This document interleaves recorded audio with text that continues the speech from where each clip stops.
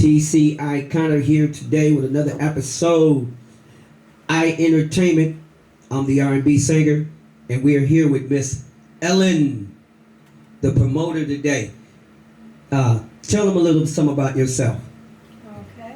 My name's Ellen Marshall Roselli, and I'm CEO of ELM Entertainment Promotions. And Van. Go ahead. We do everything live, so we don't mind somebody hearing whatever. So go ahead. Yeah, I'm here in Sacramento, California, also in the Bay Area and the Las Vegas area, Yes. Reno area. So I work with 8 different types of bands. The only thing I don't do is rap, but I do have mostly R&B, old school R&B, classic jazz, and blues. So let me ask you just a quick question. So what is it that why you don't do rap? What's going on with that? I just find it difficult to promote it, and there's an issue with trying to find venues. So every time I've ever attempted to do a show with rap artists, I've always had the insurance problems and venues not wanting to have, the demographics that come with the rap. And most of my demographics are 40 and over. So that's a good subject to talk about. I know we're not going to talk about much about the rap and the rap scene with you right at this moment, but while we're still talking, I'd like to just say, from the time that you've been promoting and the time that rap has been going on since the time you started and before we started, did as far as for the vendors or the vendors or the vineyard, has anything changed to where they'll allow rappers or for you to book rappers easier now than it was in the past? Because I think it's opening up a little bit to where you can actually find a venue that will hold a rap show, a hip hop show. I don't really deal in that. I don't try to get into it because my genre of music is classic R&B, jazz, and blues. Okay. So I pretty much stick in my So you veer area. away from the hip hop side, that part. I do. Okay, Yeah. so there's Not nothing so wrong much with that. hip hop, but rap. Yeah. Well, it's nothing wrong with you veering away, going away from it, because you've been doing what you've been doing a long time. And it's been working for you, Since very successful. 1969. See, yeah, and it's been working for you. You wouldn't even know that, you've been around that long. You know what I'm saying? That's a great one. You know what I'm saying? I ain't gonna dare ask you how old you, because they say you're supposed to. I'm 74. I see. That's what I'm saying. You ain't never supposed to ask a lady how old he is. So I'll let you say that on yourself. Yourself. You know what I mean? So I didn't want you to be like, TC, you know what?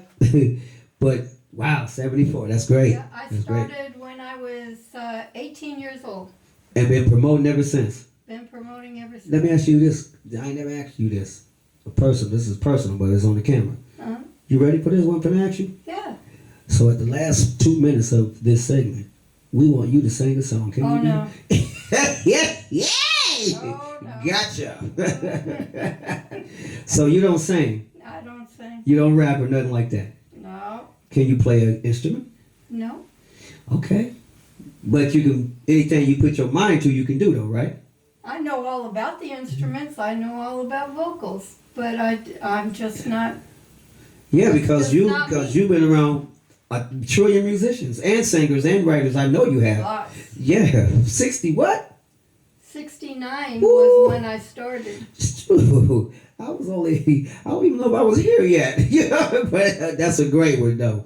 Look though, but man, I'm learning some stuff about you already. That's exciting. So, look, I just want to. This is one that I've been wanting to know for some years, but I never asked you. So how did you get started in, at 60, from 69, thank you, from 69 to now? Well, How did you get started when you first started? Because you said you were 18? I was 18. I was going to Washington State University, and I was approached by VJ Records because Dick Gregory I remember Dick Gregory, was yeah. coming. He was going to lecture at the university, and they wanted someone that could go out and promote the lecture. Right. And at that time, flyers were on telephone poles and in windows and by hand. There was no computers. Right. So there was no, promoting that way. Everything was feet on the ground. Yeah, this was before the computer era and all of that. So it's like you had to go get these big old posters. And they put the names on. I remember that. That. I was somewhere up in that time, but not. I wouldn't even thought of then. But but so in my time, I've seen you had to get these big posters. I even got my name on a few of them way back when though. Mm-hmm. That was like so. So from there, what was your first role? That when you first got started, what did you do first to solidify your career there? I sold X-rated party albums out of the trunk of my car for Rudy Ray Moore and Cheech and Chong and Red Fox and Richard Pryor and so you knew these guys? Yeah. Wow. Yeah. Wow, all the legends. I wish I would have been around to know them. Yeah. Yeah, because I worked with their record companies. Right. Yeah. And they was producing wax. Yeah. Yep. And at that time, you couldn't buy X-rated albums in a record store. So that's why they had to go out of the trunk. We had to sell out of the trunk of the car. Yeah, man, I know about days of selling out of the trunk. I used to go to all the beauty salons and barber shops. Yeah. And at that time, people used to have after-hour clubs in their houses. Wow. So when the clubs closed down, then everybody head over to one of the after-hours joints. They used to bring their own drinks and stuff? No, you couldn't bring your own drink. Oh, what? Even back then? No, you couldn't bring your own drink. How would you do that then? They had a bar set up and everything. Even back then? Even back then. But at that time, too, in the after-hour clubs, not only did they have the bar scene, but they also had working girls. And working girls... Like showgirls? No, working girls. So hoe girls? Hoe girls. Okay, you can say that. You can say that. We ain't, we in the street, hold it back, we discriminate, so dang. Yeah, so... And I used to give albums to them, and they would take them and sell them. Easy. Wow. Yeah. So that was a hustle. It was a hustle. What the album sold back then for? A vinyl. Vinyl's expensive now, especially if it's vintage vinyl. They were $5. Oh, that wasn't bad. That was expensive back then. Yeah. Because a $20 bill was something back then. Yeah. Yeah. 20 was like 100. Yeah. Wow. $5. So and I would give the girls a cut. Absolutely, yeah. Give them $2.50 or $1.50 or something, 75 cents, somewhere up in there. I give them $1. Okay, shit. You know what I'm saying? If you get $100 back then, you was doing good. Yeah. Wow, because rent and everything was cheap back then. Yeah. Buy Coca-Cola for 10 cents, 15 cents. Can't do that no more. Plus, I had to pay for gas. That was 19 cents a gallon. What? I had to compute that up in my head. So a hamburger was a penny. The McDonald's burger was a penny. Shit. There was no McDonald's then. What? Oh, see, I'm way off. Wow. Dang, 19 cents a gallon of gas? 19 cents a I'd have been in Jamaica. I'd have been all over the world, I'll tell you right now. I smoked a ganja, man, and I ain't never smoked a day in my life. And then in Seattle, they have a spot. It's a whole alley. You talking about now? Yeah. Well, no, back then too. Okay, because they got something in Seattle now that you can do all kinds of things. Jazz Alley. they be doing all kinds of They've stuff been down there. there. I've been down there one time. I seen them people pulling out bags of stuff. I'm like, They've been there forever. and you guys, and I'm like, you guys, you can't have that here. We can do anything we want here. Nobody mess with us. Yeah. I'm like, what? Jazz Alley, yeah. Yeah, I'm scared of that alley. I'm like, shit. But Seattle loves their music. Absolutely, they do. Seattle They do. I loves was their there, and I got out there and sung a little bit in Seattle. They Yeah. say what's up. I met some good people down there. Yeah. I got some good plugs down there right Yeah. now. So from there in Seattle, where did you originally start from though? Did you start in Seattle? Or you started from. I started in Seattle. So when you was 18, that's when your first. That's the first thing that I ever promoted was Dick Gregory. And so that alley been there since '69. Mm-hmm. Wow. I don't think it wasn't called Jazz Alley then. Right. Yeah, it was. I forget what it was. But that called, scene has been there the whole time. That scene's been there the whole time. Wow. Cause I've been maybe 4 years back. Mm. And then I'll be Sonny B be like, man, I'll be there all the time saying, you gonna keep us abreast of everything. I know. So wow. So okay. Yeah. So from that alley you sold, that's where you was selling vinyls and stuff out? Well, I was selling the vinyls all over town because I would drive to all the barber shops and beauty shops and all the nightclubs and the after-hour clubs. Wow. Because I was 18, so I couldn't even get in the clubs. Right. So I had to sell in the parking lot. And so they wouldn't. Oh, okay. So they wouldn't let at that age. You still wasn't 21, so you still couldn't get into the. I couldn't get into the club. Okay. But I stood outside the clubs and Okay. sold the album. So back in 1950, 55, they had the juke joints, right? So They had juke joints. so back then, I don't think you could be a kid, but then again, when they was doing them blues shows, I used on some of them videos, I seen kids even standing in there. They didn't really have an age limit on the. Yeah, well, yeah, further back, yeah. Yeah, they didn't have they didn't say, okay, now the law says we don't have a law. Now they got a law in place now, but back then they didn't have no law. I'm finna go to the juke joint, and everybody out there dancing, the kids, everybody just standing there doing their thing. Back then, you can't do that no more. Yeah, but I didn't know that they had a law in place in '69 like that. I had no idea. Yeah. So this is all new to me. Thank you, teacher, for teaching me something. Same thing I tell you, thank you, teacher, for teaching me something. Yeah. Okay, so from that time to now, how did you migrate from there to, where did you go from Seattle to where to I how you came got to here? Sacramento because my family was from here. My dad was military. Right, mine too, yes. And I grew up all over, Yours so too. I really had no home. No place was home. I was born in Salinas, Oh, but I okay. couldn't even tell you where Salinas is. Wow. I know it's down by Monterey somewhere. Yeah, it is. Yeah. But yeah, I grew up as a military brat, and I left home at 16. Oh. And I'm the middle child of 15. Woo! What is it? All the siblings? Yeah. Everybody still? I have 5 brothers and 4 sisters. And they're under you? No, I'm in the middle. So you got siblings younger than you too? Mm-hmm. Wow. They here in Sacramento? They're all over between Salinas, Monterey, Chico. And everybody good? Paradise. Everybody's good. Hey, now that's what I'm talking about. Praise It's a big Italian. The Lord God for that. Big Italian family. Yeah, ain't nothing wrong. Hey, that's great. So from there you came to Sacramento. Now when you got to the Sacramento scene, Sacramento had James Brown and everybody coming up in here. I know that. Mm-hmm. Mm-hmm. How did you? Once you got here, how did you set your business up? I worked with the military, USO.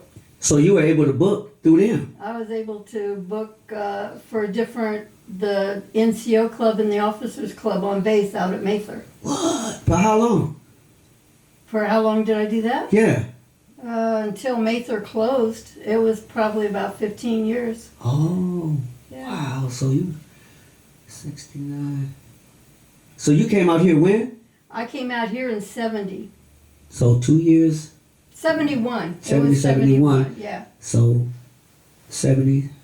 So all the way up to like 85, 86, you was at Mather? Mm-hmm. Wow. Yeah. Wow. So after Mather shut down, how did you proceed in booking still? How did you do that? I kind of got away from it a little bit and raised my family because I had 3 kids. Oh, so, I never knew that. Yeah, so I raised Congratulations my, on I the raised kids, my yes. family, and yeah, I got 8 grandkids now and 8 What? great grands. Good sound like got kids and grands. I had no idea. Wow. Well, congratulations on the grands and the kids, because I didn't know. And great grands. And the great grand. Congratulations. Wow. Yeah, I had yeah, no yeah. idea. I'm learning something today about Miss Ellen, for real. So when you took the break, when did you come back in? Let's see, it's been 20 years ago when I met Bob Jones. So we had 10 minutes in total left? 14 minutes total left. Okay. So we got plenty of time. So you came in, you stopped for a minute, and then 20 years ago you came in and met Bob. Yep, I happened to walk into a bar called Monty's. I remember Monty's. Yeah. Yeah. Folsom Do you ever Boulevard. talk to him still? No, Huh. no. He's a friend on my Facebook. Oh. So I see him. He's still doing whatever he's doing. He's just, I don't think he's in entertainment no more, but he's living Yeah. has a great life. Well, Yeah.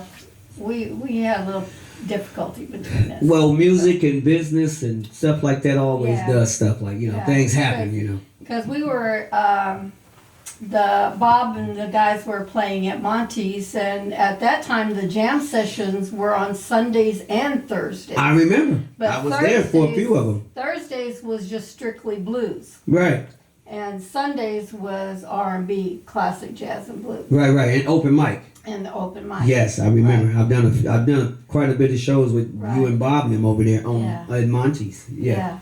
And I got acquainted with them through Dwayne, Dwayne Brown. Dwayne. the bass player. Dwayne, Yeah, is he okay? bass player. Is he all right? No. But he's getting better. Yeah, man. He's getting better. By the grace of God, everything Yeah, will be all right, he's man. getting better. We're going to pray for Bob, too. Praying for Bob right now. Yeah. Yeah. Yeah. And so they were having some problems with Monty. And Monty's a businessman well, for real. Monty was in the throes of firing them. I was on the phone with JB. JB, I got a band. I want to bring them over. And it took me a couple hours to talk him into it. So, that's how that happened. I was wondering how they got over there. So you were the connection from Monty's to JB to the Elks. Yeah. With Bob Jones every then. place else we And went. every place in between. Yeah. Wow. So, man, it was some good days at JB's. It was beautiful. Yeah, it was some good days at Monty's too. It was some good times there. Yeah. Then we got to JB, we just had a ball out there for a Yeah. long time. Yeah. In the inside and then outside with a tent. Right. Everybody misses JB's. Oh man, if they ever do another one.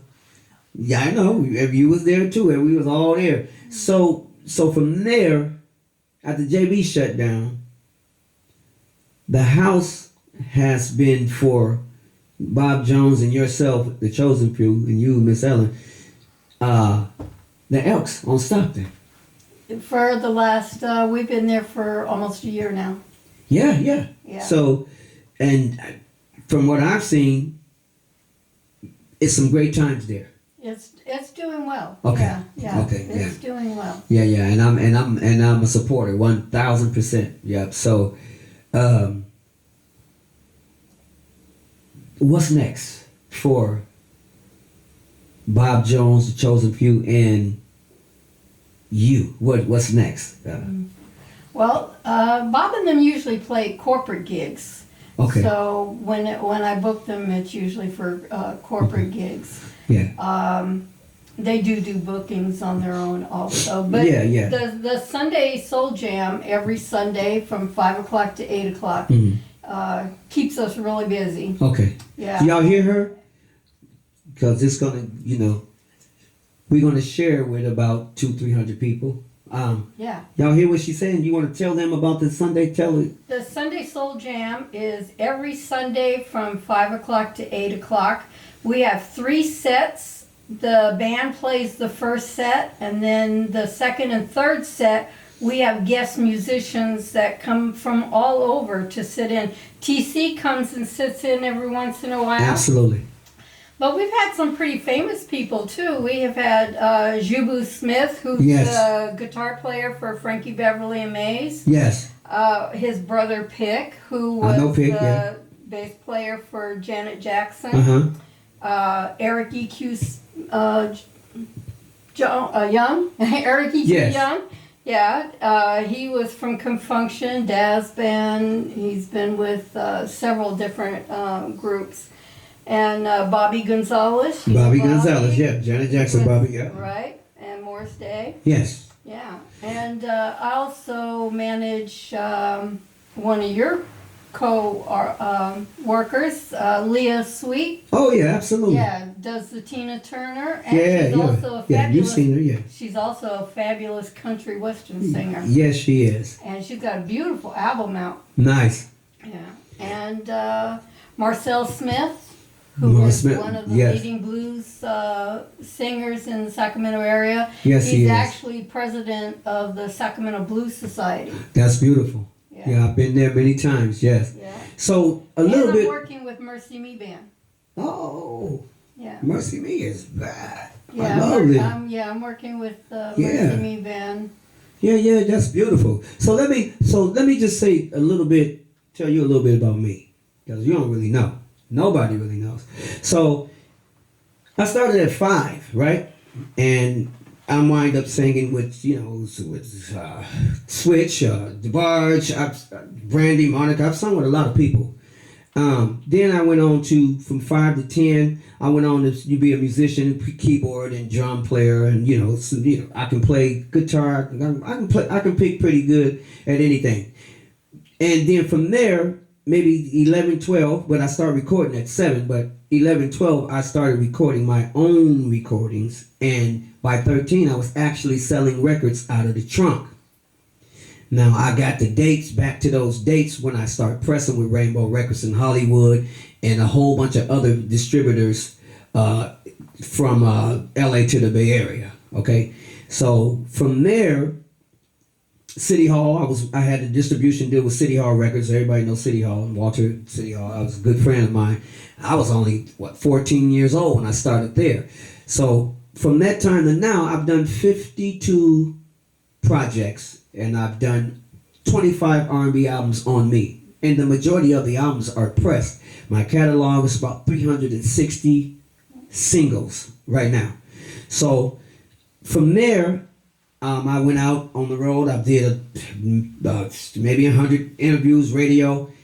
And me, I have recordings. I have DV tapes of everything that I've ever did over the last 30 years because I recorded everything. Even before content was a thing, I was recording. So not only am I saying this, I can back it all up, which it'll turn into a movie in a minute. So from that point, my fan base was maybe over the country, maybe 100,000 people knew me. And then from there, God said, no, we're going to do something else for you. Met some beautiful people. They said, we're going to take you and we're going to put you on TikTok. They happen to be these people I'm talking about. They are the promoters, not promoters. They are some of the CEOs of Facebook right now. And these are friends of mine. So it's like, we think we can viral you on TikTok. I'm like, really? So they were like, we want to help you. So they become good friends. They live in Silicon. You already know the rest about that story, but they my friends. So they put me on TikTok. I'm like, yeah, we'll see what's going to happen. I said, well, we know what's going to happen. From there, I did 17 million views. Gained another 200 and some thousand followers. And became nationally known in my own right. So when I say that, nationally and internationally, I walked the Vegas Strip. I walked L.A., Hollywood Boulevard, and I literally had people in Idaho and Chicago say, "Hey, that's you." I said, "Who? You that guy that sang on TikTok?" I said, "No, it's not me. It's not me. It is you. I'm looking at you right here." I'm like, "Can you sign my autograph?" Thank you. So I'm like, show me. I'm here singing Michael Jackson. I'm looking at it like they said, "Man, this is you." I said, "It is me." So I wound up signing a whole bunch of autographs all over the places I've been in the country. So, I got pretty famous because of TikTok in my own right. Probably too famous because I started getting scared because when people were walking up on me, I was looking like, what's, and then they were like, no, it's nothing negative. Is this you? I'm like, oh, yeah. So, You have a very distinctive look. God did that. Who I look like? You look like yourself. Oh, okay. I thought you was going to say Spike Lee or Webster or somebody because that's what I'm hearing all the time. You know what I'm saying? You look like Spike Lee. You look like Webster. Hey, be quiet, please. I look like TC. And I walk like TC. But so from that, the notoriety and all of that stuff. So a lot of people that you could sing very well. How many people know you? Thanks to God, because of TikTok, everybody know me. So I got famous there, and I've been putting the work in other ways, but the social media did it for me. So, but back to you. What's next for you? We got 4 minutes. You said you can't sing. You don't want to play an instrument. I believe you could do all that, but you ain't gonna try to do that before this audience right now. And I ain't mad with you. But one time we catch you off guard. So what's next for you? Well, What's the future going to hold for you advertising, marketing people, promoting people? What's the future? Well, And we had 3 minutes in. yeah, things really quieted down during COVID. A lot of venues closed, and so it was hard to get things done. I actually did live streams at JV's during COVID with just the bands. Yes. And various bands. And no audience. And no audience. And no audience, yeah. And I live streamed them on. So I'm trying to get back into, because I was doing concert shows, like Vegas type shows. Yes. At the Sky Room, but I'm no longer working with them. But I want to get back into doing my shows. I'm just looking for a venue that will hold at least 400 to 500 people. And what about the country club? Does they hold that? country club, that's the Sky Room. Yeah, yeah. Does they hold 400 or 500? Yeah, they hold that many, but I don't go there anymore. So what about if you could find an outside venue that'll hold like 400 people? Would you do it? Sure. Okay. Yeah. All right. We'll talk to you about some stuff off camera. And the biggest problem is the price of the venues, because they want to charge you an arm and a leg to rent a venue. Yeah. So what if you can find a venue for free, and then you can just bring the people in? Oh, I can work with that all day. Okay. And I got some action. We'll talk about it. We'll off camera. We're gonna talk about it. I got some people that might in Galt. Okay. They might let you do a free. You get the land on for free, but bring them in and then break them off once like that. Mm-hmm. Okay, we have 1 minute. Okay. Yeah. No, we're just gonna keep talking till the 1 minute go out. So yeah, we just gonna keep talking. So, but I'll talk to you about that, and you can work that with him and the people that's running it, and I know he'll do it for me because they've been trying to get me, and I've been just busy. Mm-hmm. So I know he'll do it for you, especially bringing some good entertainment over there. Right. Right. So Miss Ellie she's gonna come with another one. She's looking for a place. We already got the place. We gonna hook it up. She gonna do what she gonna do. She gonna invite me in as a guest. I'm gonna get my one song in. And I'm gonna do that. Then I'm gonna go about my business. I ain't looking for nothing. Just advertisement and promotion. That's all. So, it was good having this interview with you. You're gonna have to come back and do a part 2. because there's so many different entities and so many different